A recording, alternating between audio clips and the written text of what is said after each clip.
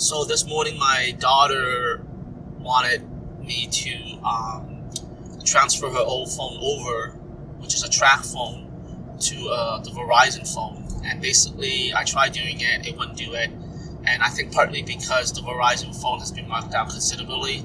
It's one of those prepaid phones.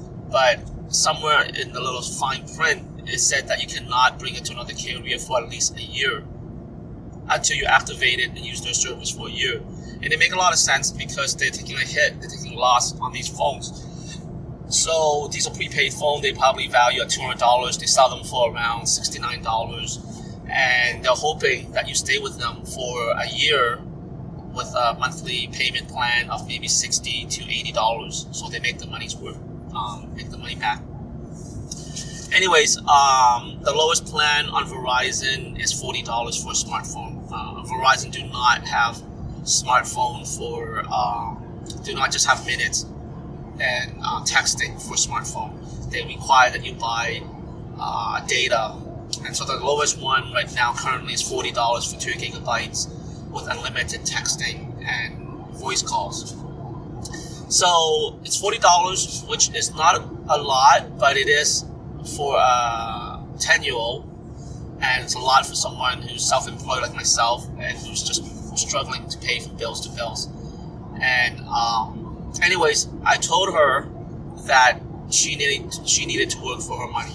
And basically what I meant was that I wanted her to work for about 8 hours a month for me. So 8 hours doesn't seem like a lot, but it is a lot for a little child, and especially a child who's kind of spoiled. But I told her it's very important. And I give my daughter a ride to almost anywhere, and she hears me negotiating on the phone with the client, or making business phone calls, or negotiating a fight for one of my fighters.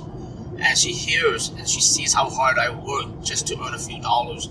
And I try, and so it wasn't like I couldn't give her the $40 a month. It was because I want to empower her. And I think too many parents do too much things for their children. I was watching a video from Jordan Peterson. He was a speaker at Ontario Library in Canada last week. And basically in the video, it's over an hour long, he talks about how a parent can love a child. And one of the most important things is that you empower your children. Now, a lot of people think empowering means little phrases or little wording. No, empowering means to give them the skill and the confidence to embark on a journey. And so my daughter tags along, and I actually coach her and mentor her, basically. And for about maybe an hour a day, she's basically getting coached by me. She's getting mentored by me. And I do not have a lot of money currently, but in a lot of Asian culture, we invest a lot of time and money and resources into our children in hope that they can support themselves, and maybe down the road, they can help their family out. You know what I mean? So it's a long-term investment. It's a long-tail investment.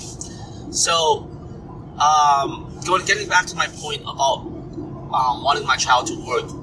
So I told her, listen, it's so important for you to work because it empowers you. It does not make you a victim of your circumstance. And I told her, if you want something badly enough, you go and get it. And I said, listen, all I require of you is 2 hours a week. You can do 8 hours at one time, or 4 hours a week, or 8 hours in 1 week, but I just need a total of 8 hours a week from you. And you get your $40 of Verizon monthly service. And I said, it's not fair for me to subsidize your luxury, because having a cell phone is a luxury. It's not something she needs, right? It's something nice that she can have. And I said, listen, this will empower you. This will teach you to work. It'll force you to dig deep. And I told her, like, I've been working since first came to Canada. And I came to Canada around the April of 2000, April of 1980. And I only did 2 months of school, and then I started working in the summertime. And literally, I started working at the age of 8.5, and I have not stopped working since. And so it's so important that you empower your children by giving them skills. And I think too many parents don't understand this, but parents of parents of immigrant kids seem to understand this. They want their children to hustle. So I even used the word hustle today. I said, listen, you gotta go and hustle. You gotta go and figure ways to provide an income for yourself, or provide a way to support yourself and and your family down the road. And I said, listen, it's not that hard. Learn from your dad, okay? And I feel that's really important. Teaching your children to hustle, not in a bad way, but hustle in a good way, in the sense of looking for opportunities, looking for ways to leverage something, or looking for ways to make money.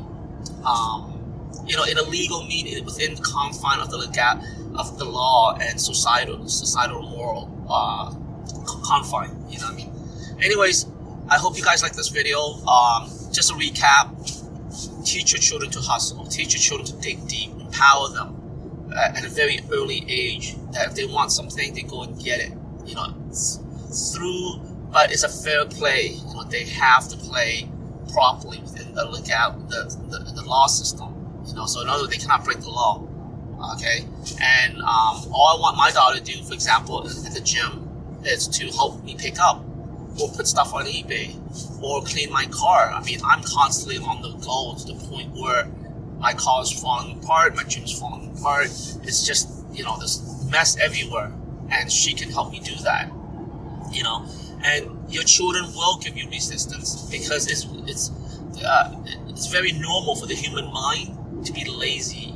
There's only a few exceptions. Like unless you find passion in what you do, you just do not want to do it. It's so difficult.